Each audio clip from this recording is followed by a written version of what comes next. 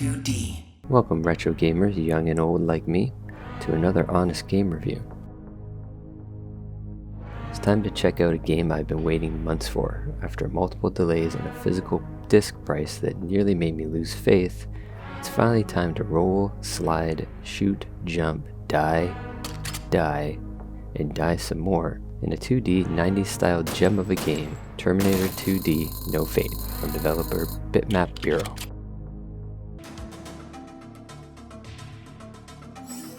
If you were born in the early 80s or late 70s like me, you remember the days of quarter-eating arcades and the beginning of playing video games at home.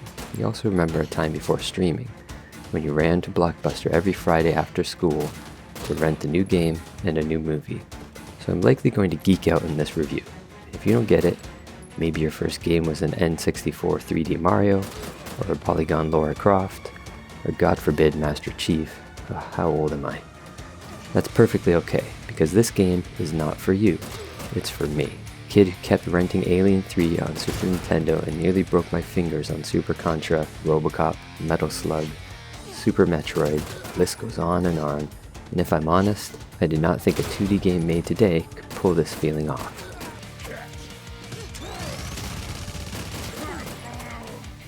There's a certain magic that's been lost on me as I've gotten older when it comes to gaming. I still play just as much as I ever did. I love the latest greatest games, but I don't get that young joy I used to get on the Super Nintendo. You didn't play Minecraft for a decade of your youth. You played the latest greatest every week, you read through level maps on Nintendo Power, and you memorized every power-up and extra life location. Ultimately, that's where this game really shines. There's so much nostalgia in this masterpiece, but you do need to know or have grown up with the reference material for it to feel like it's worth the purchase price. Something I really appreciate even more after playing this game is how the developers were able to stay focused and not let this game get away from them and turn into something like another 10 or 20 hour long modern Metroidvania. We have plenty of those.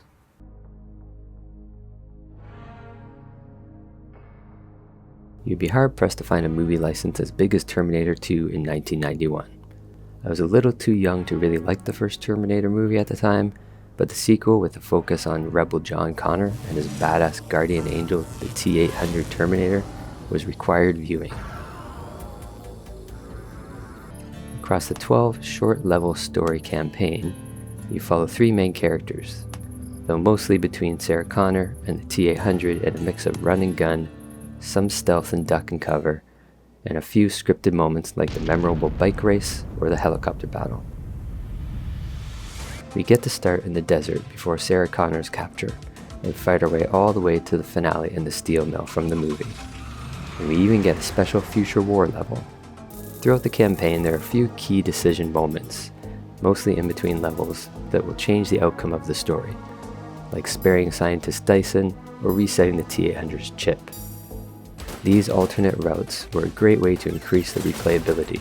In fact, you won't be able to unlock some of the game modes until you replay the main story a few times to pick up these different routes.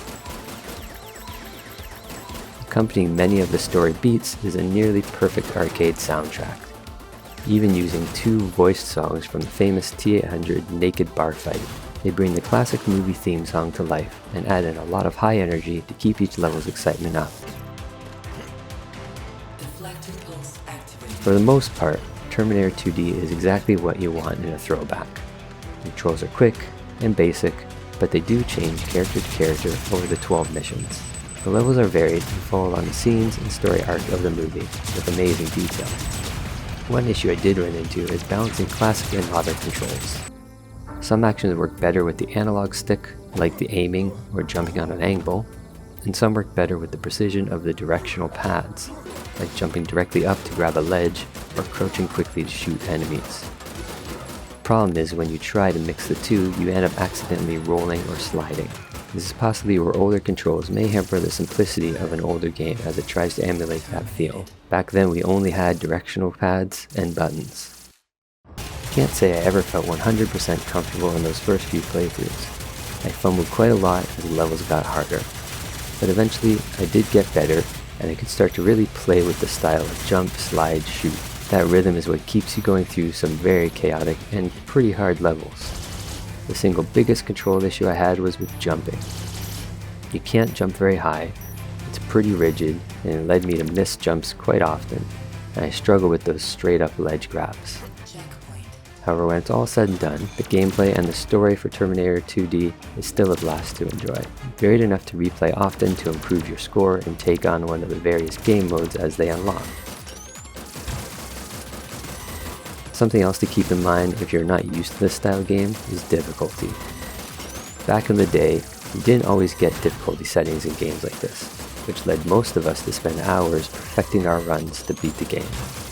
Not simply banging your head on the tough checkpoint over and over until we happened to break through because we had unlimited continues or save points.